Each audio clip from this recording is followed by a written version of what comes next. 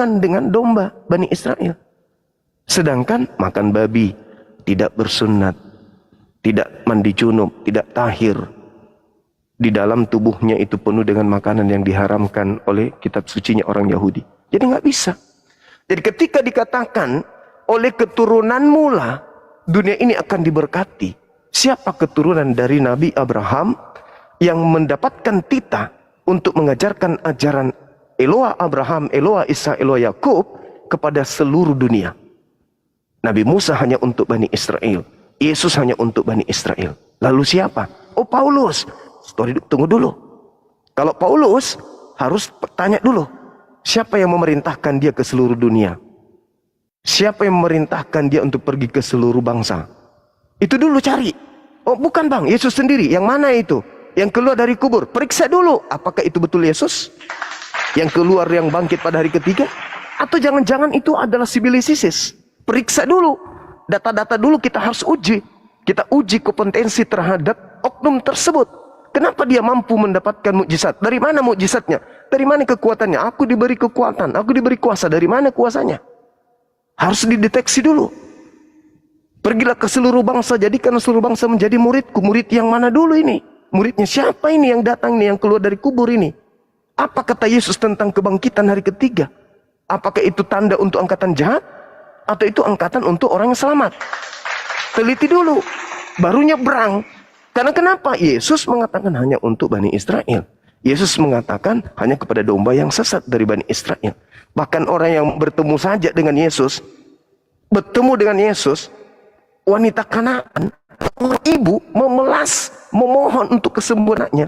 Yesus katakan apa? Anjing, pemakan sampah. Apatah lagi kita yang bukan Bani Israel, yang tidak sesaman dengan Yesus. Apanya kata Yesus kepada kita ini? Makanya dia turun menjadi hakim untuk yang kedua kalinya. Karena ada yang terdakwa. Kenapa ada terdakwa? Yesus malu di hadapan Tuhannya. Kenapa malu di hadapan Tuhannya? Karena dia tidak pernah sekalipun terlontar dari lisannya, terlontar dari kisi pengajarannya, sembahlah aku, Tuhankanlah aku setara dengan Bapa. Adapun perkataannya aku dan Bapa satu di dalam misi, yaitu menjadi penyelamat bagi Bani Israel.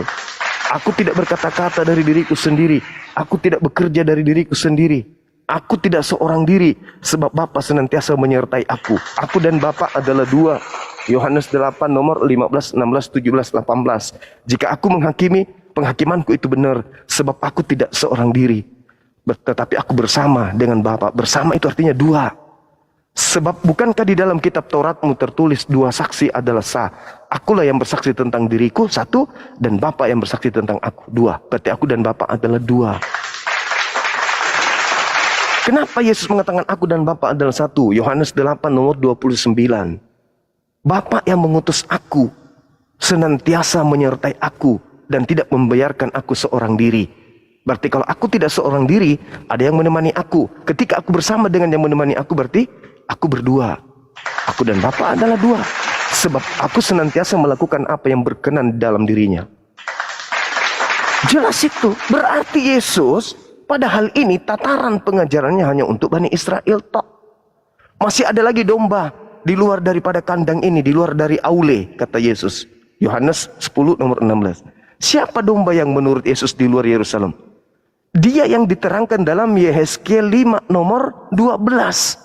Sepertiga dari sisa Bani Israel yang telah kubunuh, kuserakkan, kuhamburkan ke seluruh penjuru dunia. Itulah domba-domba Yesus yang di luar Yerusalem, yang di luar aule. Kepada dialah yang domba-domba di luar Yerusalem ini, Yesus berpesan pergi. Kalau dia ada di Indonesia, ke Indonesia. Cari keturunan Yakub di sana. Jangan cari orang Batak, jangan cari orang Toraja, orang Manado, orang Papua, Flores. Jangan cari keturunan Yakub yang hidup di tengah-tengah bangsa asing. Pergi sana. Jangan ke bangsa lain, tapi pergilah kepada domba-domba yang sesat. Apa itu domba-domba yang sesat? Yang sudah lupa pulang, yang sudah lupa kepada Elohim, yang sudah lupa kembali kepada Taurat, yang sudah lupa kembali kepada tanah perjanjian. Pergi, ajak mereka kembali, gembalakan mereka pulang kembali ke rumah. Tapi Kristen enggak. Selalu saja tampil, wah kami inilah dombanya. Dari mana domba orang darah Yakubnya nggak ada.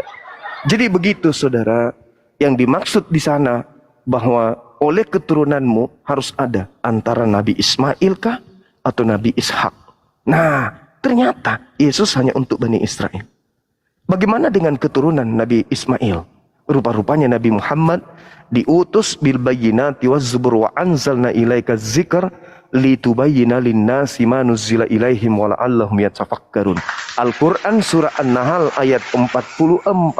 Aku wahyukan Al-Qur'an kepadamu wahai Nabi Muhammad agar engkau menyampaikan kabar gembira tersebut kepada seluruh umat manusia agar mereka tahu apa yang harus mereka kerjakan. Kami bukan Bani Yakub, betul. Kami bukan Bani Abraham, yes. Kami bukan Bani Ismail, betul. Kami bukan orang Arab, ya. Tetapi Nabi Muhammad diutus kepada seluruh umat manusia. Oleh keturunanmu seluruh bangsa akan mendapatkan rahmat.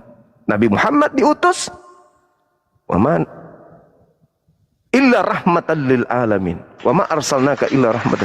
Tiadalah aku mengutus engkau wahai Nabi Muhammad kecuali untuk menjadi berkat alam semesta.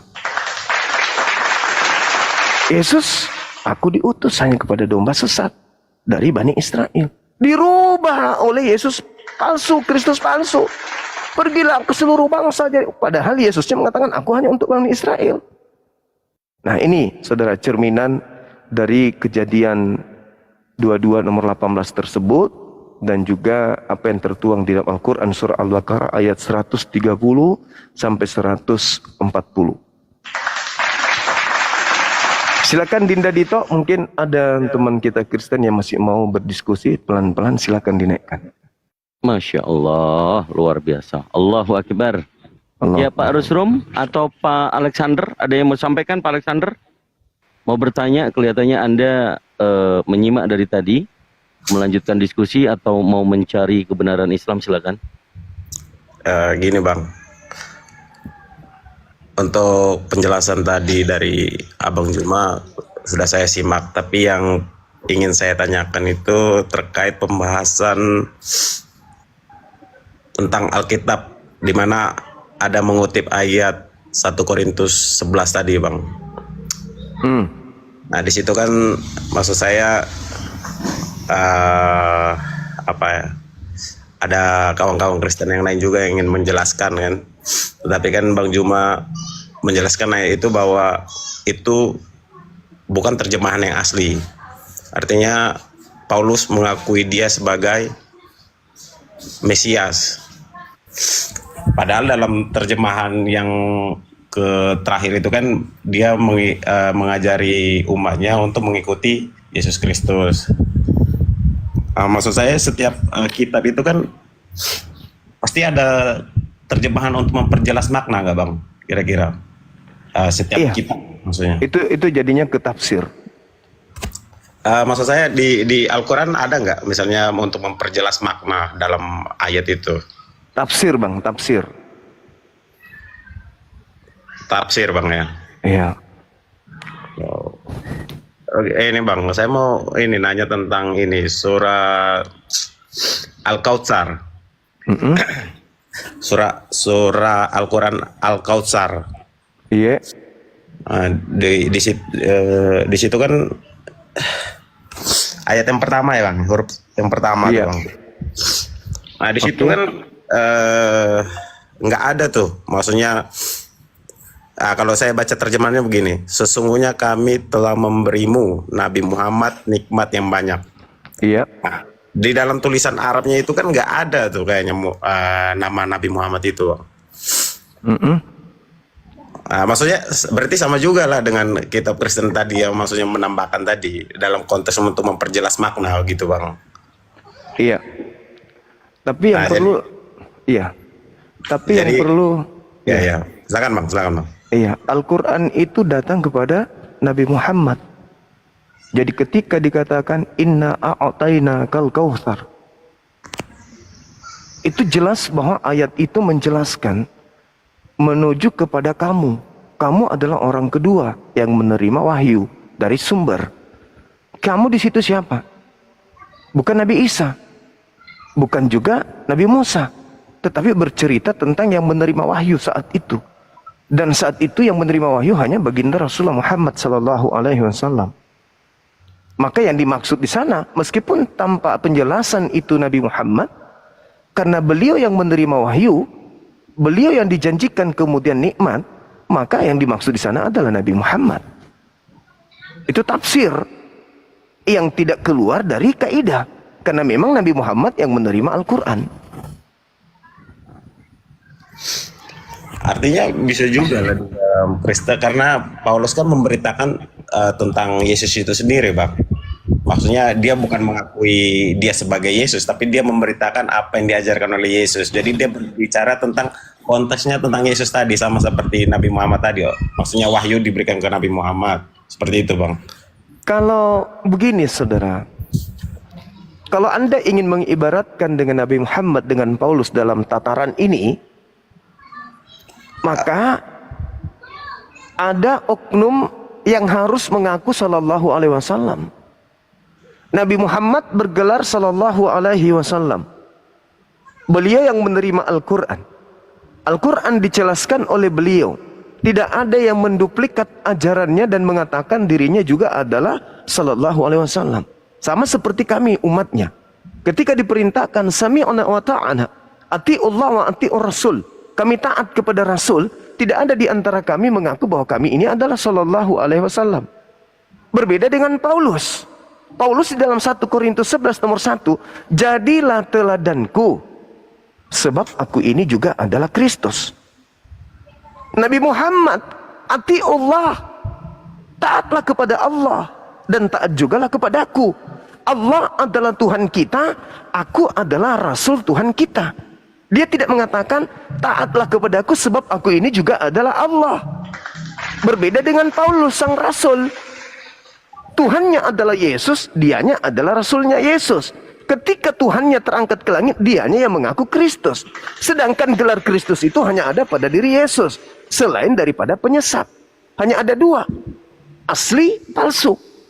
Sekarang apakah Paulus ketika mengaku Kristus dia adalah asli? Dia adalah palsu. Kata Yesusnya, waspadalah kepada Kristus palsu. Siapa Kristus palsu ini? Yang mengaku Kristus selain daripada aku. Siapa itu? Ya Paulus, Bang. Jadi beda konteksnya. Nabi Muhammad tidak pernah mengaku Allah. Gelar Allah adalah subhanahu wa ta'ala. Aku adalah subhanahu wa ta'ala. Taatlah kepadaku sebab aku juga adalah subhanahu wa ta'ala. Itu nggak ada di Islam. Makanya di Islam itu semurni-murninya akidah. Makanya Nabi Muhammad mengajarkan 13 tahun hanya untuk sekedar memperkenalkan siapa Allah itu. 13 tahun, Bang. Hanya untuk mengajarkan Allah itu siapa, siapakah Allah itu, siapa Allah itu, siapa. 13 tahun. Beliau datang membawa risalah kenabian, menggembleng orang Arab di pada zamannya, sahabat-sahabatnya, untuk sekedar mentauhidkan. Apa itu mentauhidkan? Mengesakan, menganggap Tuhan Allah itu tidak ada sekutu baginya.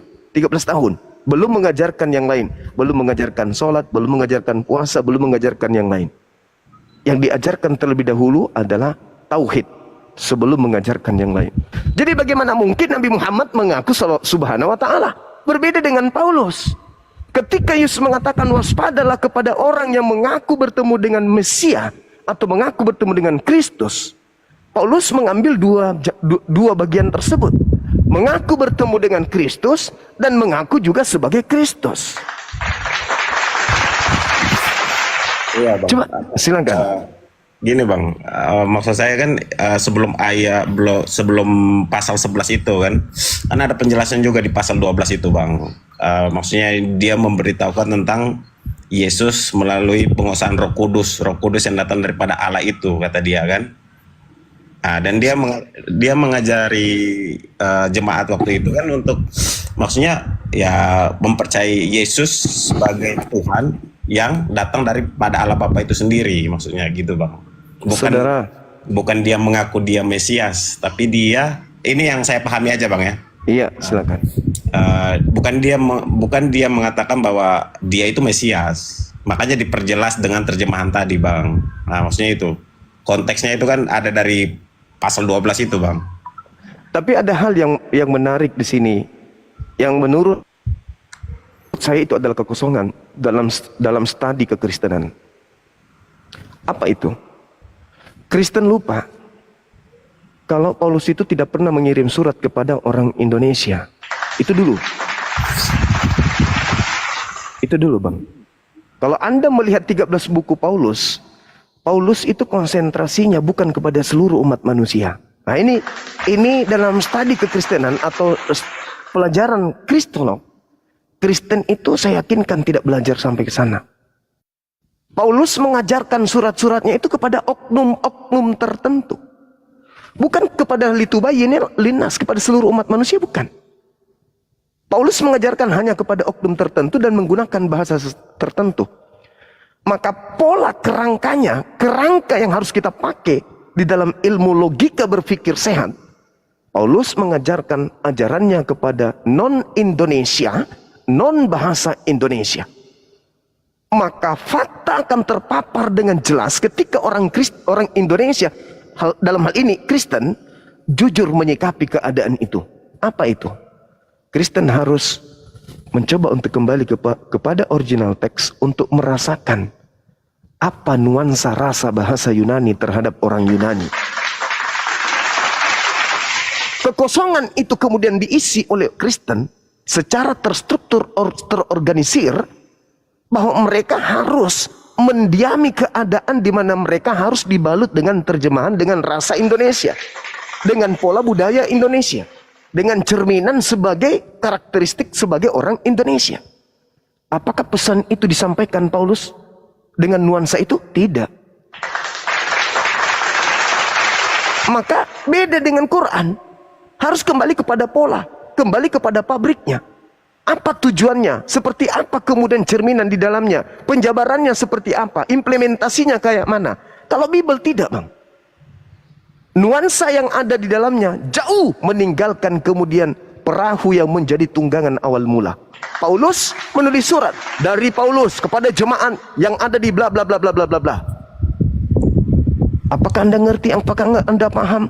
Paulus ketika menyurat misalnya ke Roma, apakah itu suratnya nuansanya hanya untuk orang Roma atau memang hanya untuk seluruh orang termasuk orang Indonesia? Tidak, Bang. Bukan. Nah, ini yang perlu saudara paham. Jadi ketika berbicara mengenai 1 Korintus 11 nomor 1 tersebut, ya saya mengatakan ini saya ngambil data karena ketika saya mencoba untuk menyadarkan salah seorang dari saudara Kristen lawan diskusi saya bahwasanya Yesus berpesan agar jangan percaya kepada orang yang mengaku bertemu dengan Yesus, jawaban dia salto ke belakang dengan berkata yang dimaksud di sana adalah orang yang mengaku Kristus. Oke, kalau begitu jangan percaya kepada makhluk yang keluar dari kubur. Karena makhluk yang keluar dari kubur ini mengaku Kristus. Jangan percaya kepada orang tersebut. Orang yang keluar dari kubur ini mengaku apa? Kepadaku diberi kuasa, baik di langit maupun di bumi. Pergilah, jadikan seluruh bangsa menjadi pengikutku. Kalau saya pertanyakan secara ilmiah, berdasarkan Bible, ilmiah ya, bukan berdasarkan pola akal-akalan, bukan. Secara ilmiah, apakah Yesus anak Maria menerima kuasa dari langit? Dari Tuhan? Kalau dengan kuasa Tuhan ya menerima, Bang. Di mana dalilnya? Yang menerima itu, Bang. Iya. Tapi kan Al-Quran sendiri juga mengakui itu, Bang. Tunggu dulu. Kalau di Al-Quran itu kan sebagai tanda kepada Bani Israel. Dia diberi kemudian kekuatan biiznillah, dengan izin Allah, membangkitkan orang mati biiznillah, membuat orang lumpuh kemudian berjalan biiznillah, orang kena sampar sembuh biiznillah dengan izin Allah.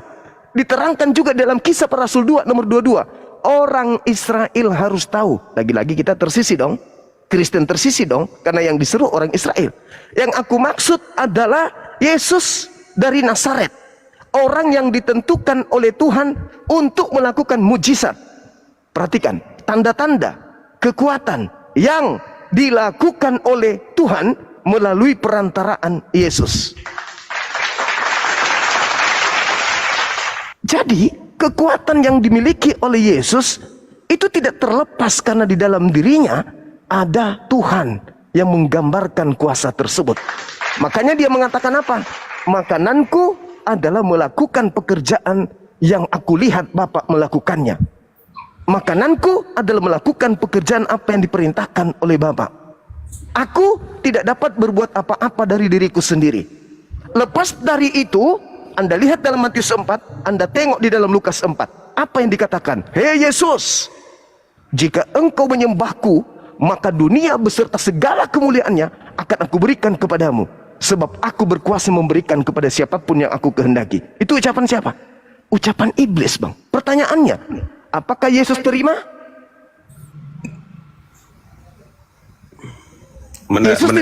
Menerima apa, Bang? Apakah Yesus terima ketika iblis menawarkan kuasa itu? Putus-putus suaranya, Bang. Maaf, Bang. Apakah Yesus terima ketika iblis menawarkan kuasa? Yesus, segala kuasa bumi dan kemuliaannya akan aku berikan kepadamu jikalau engkau menyembahku. Sebab aku berkuasa memberikan kepada siapapun yang aku kehendaki. Pertanyaan saya, apakah Yesus terima kuasa itu? Dia tidak diterima karena konteks di dalam ayat itu menjelaskan dia dicobai oleh iblis kan, Bang. Dia nggak terima kan? Ya, dia tidak terima. Dia tidak terima. Berarti Yesus kembali ke style pabrik. Apa itu? Aku tidak dapat berbuat apa-apa dari diriku sendiri. Kembali ke cetakan pabriknya. Dia tidak memiliki kuasa apa-apa. Dia hanya berkuasa ketika Elohim kemudian memberikan kuasa kepadanya untuk dia lakukan tanda-tanda dan mukjizat. Lihat kesaksiannya dalam Yohanes 5 nomor 36. Ada kesaksianku yang lebih penting dari kesaksian Yohanes Pembaptis. Bahwa segala kekuatan yang aku lakukan, segala pekerjaan yang aku lakukan, pekerjaan itulah yang bersaksi bahwa aku adalah utusan Bapa. Ya. Sedangkan benar, Bang, dia mengatakan seperti itu karena dalam konsep keilahian dia itu kan memang konsep keilahian Trinitas tadi, Bang. Maksudnya itu bisa dianalogikan seperti air kan, air, es dan uapnya kan. Maksudnya dalam satu entitas, tapi 3 pribadi seperti itu. Saudara, sadarkah Anda ketika Yesus menjadi manusia, dia sudah ada dalam dirinya 3 pribadi? Daging, roh, jiwa. Ya, sebelum Yesus jadi manusia, ya belum, Bang. Setelah jadi manusia? Setelah jadi manusia ada, menjadi daging, menjadi roh, yang tapi dari manusia, tapi ada sudah lagi 3? Allah tadi, Bang. Sudah 3 kan di situ? Roh di balik Yesus itu, Bang, maksudnya roh di balik tubuh Yesus itu, roh dari Allah tadi. Oke, sekarang begini. Ketika Yesus itu menjadi manusia, roh yang ada dalam dirinya ini 2 atau 1? 2, Bang. Oh. Jadi Yesus memiliki 2 roh. Ya, roh yang daripada Allah itu sendiri dan memang roh dalam bentuk daging dia itu sebagai manusia. Oh. Ya, sepemahaman saya sih, Bang, sepemahaman saya ya. Anda pernah baca Efesus, Filipi 1, Filipi 2, nomor 6, nomor 7, nomor 8? Apa, Bang? Filipi 2, nomor 6, nomor 7? Filipi 6. Iya. Ya, saya Filipi 2 ayat 6. Yang walaupun dalam rupa Allah tidak menganggap kesetaraan dengan Allah itu sebagai milik yang harus dipertahankan, melainkan telah mengosongkan dirinya sendiri dan mengambil rupa orang hamba dan menjadi sama dengan manusia. Dan dalam keadaan sebagai manusia, ia telah merendahkan dirinya dan taat sampai mati, bahkan mati di kayu salib. Nah, pertanyaan saya, yang tadi mengosongkan diri siapa? Ya, Bang? Yang tadi mengosongkan diri siapa? Ya, Allah itu sendiri, Bang. Oke, berarti sudah ada Allah kan? Ya. Tidak ada Allah lagi kan? Kalau kita berpikir secara logika manusia ya memang nggak ada. Tapi kan kita berbicara ke mahakuasaan dia, Bang. Dia kan punya kuasa, maksud saya. Loh, tadi dia mengosongkan diri. Tidak mempertahankan ketuhanannya, keilahiannya, melainkan mengosongkan diri dan menjadi manusia. Berarti tadi yang adalah maha kuasa setelah menjadi manusia masih ada kuasanya enggak? Ya tetap masih ada karena dia maha kuasa, Bang. Mengosongkan diri, Anda paham mengosongkan diri? Ya kalau kita berlogika dengan akal, maksud saya ini karena kita berbicara konteks kemahakuasaan banyak, jadi tidak terbatas kan? Ya, kalau maha kuasa tidak terbatas, berarti dia tidak jadi manusia. Terbatas itulah dia bisa menjadi manusia, Bang. Ketika dia menjadi manusia, dapatkah dia kemudian menciptakan langit dan bumi kembali? Karena tujuannya ke dunia itu kan Enggak, bukan pertanyaan begitu, Bang. saya bukan itu. Ketika Ya, dia saya paham, Bang. Saya paham. Ketika dia menjadi manusia, dapatkah dia berbuat sesuka hatinya? Sebenarnya bisa saja kalau dia mau. Tapi Nah, yang jadi pertanyaan kan ini kan akal-akalan saudara. ya bukan ini pemahaman saya aja, Bang. Maksudnya secara akal saya nih, Bang. Bukankah Pemahaman dia. sebagai manusia bukankah dia tidak bisa melakukan apa-apa? Gimana, Bang? Sebagai manusia bukankah dia mengaku aku tidak dapat berbuat apa-apa dari diriku sendiri? Ya, benar. Berarti terbatas enggak itu? Di situ kan dia mau mengajari manusia itu sendiri agar tetap berserah kepada Allah itu sendiri, Bang. Sebenarnya kalau setahu saya nih, Bang, ya. Ini berbicara mengenai kemahakuasaan, Bang. Ya. Tadi ketika Anda mengatakan Ya. maha kuasa itu berarti dia tidak akan pernah kehilangan kekuasaan. Iya, benar. Ketika Maksudnya dia membatasi kekuasaan dia pun itu kuasa kan? Loh, bagaimana ceritanya Tuhan Ya, membatasi? maksudnya gini, Bang, ya. Misalnya kayak gini. Dia membatasi kekuasaannya dia itu sebenarnya kuasa dia juga. Nah, sekarang Maha ketika kuasa. dia, saudara, ketika dia terbatas, tidak mampu melakukan apa-apa, itu maha kuasa nggak menurut saudara? Kalau dalam konteks Allah tadi, Bang, ya. Maksudnya ya sebenarnya dia berkuasa, Bang. Bagaimana ceritanya Anda mengatakan maha kuasa Ya, sementara? karena gini, bukti dia berkuasa itu Sekarang dia begini, kawan. membangkitkan orang mati, Bang. Yang Membangkitkan orang mati. lebih tahu Anda atau Yesus tentang dirinya? Ya pasti Yesus, tapi kan maksudnya- Yesus mengatakan aku tidak dapat berbuat apa-apa dari diriku sendiri. ya dia waktu maksudnya dalam sisi lain dia sebagai manusia itu, Bang. Itu penambahan saudara. Diriku sendiri. Emang Yesus ada berapa dirinya? 3. Ya satu, tapi kan di dalam 1. tubuh dia tadi yang kita bicara tadi ada roh tadi, Bang. Saudara, itu tanggapan saudara kan? Benar. Tapi ada ayat yang mengatakan begini, Bang, karena dia bilang begini kan waktu saat Filipus nanya itu, Bang. Iya.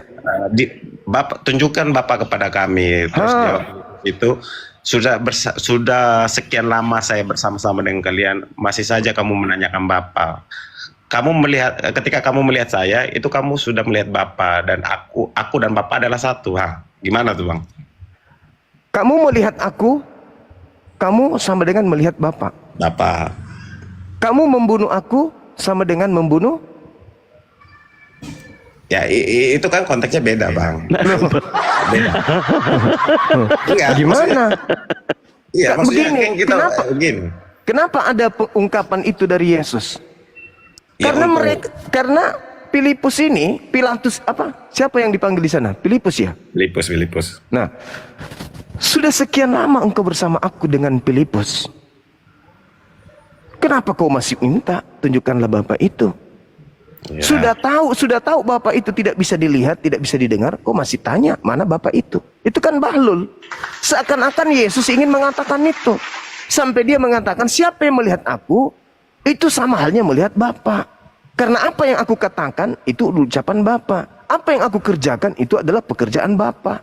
Makananku adalah melakukan apa yang diperintahkan Bapa kepadaku. Iya benar, maksudnya begini Bang, bukan melihat dalam bentuk fisik tadi, ya melihat dalam bentuk yang Abang sebutkan tadi, entah Ajaran. tadi ya. Nah, sama berarti ketika murid-muridnya juga melakukan ajaran Yesus, siapa yang melihat Yesus, murid Yesus sama melihat Bapa berarti. Berarti tidak mengantarkan pemahaman kita bahwa Yesus itu adalah Tuhan. Tetapi karena dia adalah hanya wakil Tuhan. Siapa yang percaya kepada Yesus sama percaya kepada Bapa. Siapa yang kemudian mengikuti Yesus sama mengikuti Bapa. Tetapi Orang yang berakal, saudara, meskipun Yesus itu berkata di gunung yang paling tinggi, kemudian menggunakan toa yang paling besar, sehingga seluruh manusia di dunia mendengarkan suaranya dengan berkata, "Hai seluruh manusia, dengarkanlah. Aku ini adalah Yesus. Akulah Tuhan pencipta langit dan bumi. Tiada Tuhan selain aku." Maka orang yang berakal akan menghantarkan imannya dengan berkata, Yesus sedang menyatakan firman Tuhan. Dia tidak sedang menyatakan tentang dirinya. Kenapa? Karena yang kita lihat berkata seperti itu manusia. Sedangkan Tuhan itu bukan manusia. Di level yang lain, di ufuk yang berbeda, Yesus berkata, firman yang kau dengar dari mulutku itu bukan dari aku, tetapi dari Bapa yang mengutus aku. Yohanes 14 nomor 24. Jadi sekalipun Yesus mengatakan, dengarkanlah, akulah Tuhan, tidak ada Tuhan selain aku, sembahlah aku. Maka bukan berarti Yesus itulah Tuhan, yang harus disembah itu adalah Yesus. Tetapi dia sedang menyatakan firman Tuhan. Ingat saudara, di dalam pengakuan Yesus ketika Yesus ingin dilempari batu oleh oleh Yahudi di dalam Yohanes 10 nomor 30, 31, 32, 33. Ya. Coba Anda lihat nomor 34-nya. Apa kata Yesus? Bukankah di dalam kitab Tauratmu dituliskan, siapapun yang diserahi tugas untuk menyampaikan firman, maka dia adalah Allah. Dan apa yang tertulis di dalam kitab suci tidak bisa dibatalkan. Berarti Yesus mengaku Tuhan, mengaku Elohim, karena dia sedang menyampaikan firman Tuhan. Sama seperti Nabi Musa. Nabi Musa juga mengatakan begitu. Aku ini adalah Elohim yang diutus kepada Fir'aun, dan Harun adalah nabiku. Dalam Al-Quran, innani anallah, la ilaha illa ana. Nabi Musa berkata seperti itu. Aku ini adalah Allah, aku ini adalah Elohim. Tidak ada Tuhan selain aku. Apakah kemudian Nabi Musa Tuhan? Bukan. Dia, Nabi Musa, sedang menyampaikan firman Tuhan. Dia, Yesus, sedang menyampaikan firman Tuhan. Makanya di dalam Yohanes 3 nomor 34, apa kata Yesus? Siapapun yang diserahi tugas untuk menyampaikan firman Allah, maka di dalam dirinya akan Tuhan berikan roh kepadanya dengan tak terhingga. Ada ayat juga begini, Bang. Di dalam Yohanes itu, firman itu bersama-sama dengan Allah, dan pada mulanya adalah firman. Firman itu bersama-sama dengan Allah, dan firman itu adalah Allah. Betul. Betul itu. Saya sepakat itu, Bang. Ketika alam semesta ini belum dijadikan, sebelum ciptaan ada di langit dan di bumi, Tuhan itu berdiri sendiri bersama dengan sifatnya. Sifat yang melekat pada diri Tuhan itu adalah sesuatu yang adalah merupakan hakikat yang ada pada diri Tuhan itu sendiri. Apa itu? Maha berkata-kata. Jadi yang dimaksud di situ adalah mulut. Kalau kita mendefinisikan sebagai makhluk, mulut. Coba Anda baca Yesaya 55 nomor 11. Apa yang keluar dari mulutku tidak akan kembali kepadaku dengan sia-sia, sebelum yang kuperintahkan itu terjadi, terkabulkan. Mazmur 33 nomor 9. Aku hanya memberi perintah, maka semuanya ada. Aku hanya berkata, maka semuanya tercipta. Jadi Yesus nih pada mulanya adalah firman. Firman yang bersama-sama dengan Tuhan. Firman itu kan bisa ucapan, bisa akal kan, Bang ya? Ide, gagasan. Kalau Nah, kita ini telusuri ke secara Iya. etimologinya kan. Iya, dan kalau Kristen jujur dan memaksakan Yesus itu adalah Tuhan karena berdasarkan Yohanes 1 nomor 1, Yohanes 1 nomor 14, maka Kristen mulai hari ini juga harus jujur mengakui bahwa Pak Bom itu adalah Tuhannya Kristen. Kenapa bisa demikian? Karena Yesus sendiri yang mengatakan di dalam Matius 4 nomor 4, manusia Bom ada bukan hanya dari roti saja, tetapi dari setiap firman yang keluar dari mulut Tuhan. Berarti pada mulanya Bom ini adalah firman yang keluar dari mulut Tuhan. Pada mulanya Maria hamil adalah firman yang diantarkan oleh malaikat Gabriel kepadanya. Wahai Maria, aku Gabriel memberitakan tentang kehamilanmu. Engkau akan hamil dan melahirkan seorang anak, hendaklah engkau menamainya Yesus. Yang datang kepada Maria melalui Gabriel itulah yang disebut firman. Maka pada mulanya adalah perkataan, perkataan itu bersama-sama dengan Tuhan, dan perkataan itu telah menjadi daging. Yesus ini adalah perkataan. Maria hamil. Jadi mulanya itulah yang diterangkan dalam Al-Quran. Innama amruhu idza arada syai'an ayyakula lahu kun fayakun. Tuhan hanya memberi perintah. Jadi Pluto, jadi matahari, jadi laut, jadi langit, jadi. Itulah kemahakuasaan Tuhan. Ketika Maria tanpa suami, hamil tanpa suami, lahirlah Yesus. Jadi menciptakan sesuatu kayak bim salah bim, misalnya jadi botol gitu. Iya, itulah Tuhan. Kalau gitu dalam sains itu sendiri, maksudnya dalam penelitiannya dia ibarat kata tuh begini, sains itu kayak mencari cara penelitian, cara bekerjanya dunia atau cara terjadinya dunia. Artinya ada proses di situ, Bang. Bukan langsung bim salah bim jadi pak, ya kan? Kalau dia bim salah bim langsung, maksudnya kalau misalnya kata Tuhan jadilah bumi, artinya tidak ada proses penciptaan. Sama seperti kita cipta HP. Dalam penciptaan HP itu kan pasti ada proses, entah dari buat casingnya, layarnya, maksudnya ada proses di situ, ya kan? Betul, Bang. Makanya dikatakan di dalam agama Anda ada yang disebut kitab Kejadian. Apa itu maksudnya? Kitab penciptaan.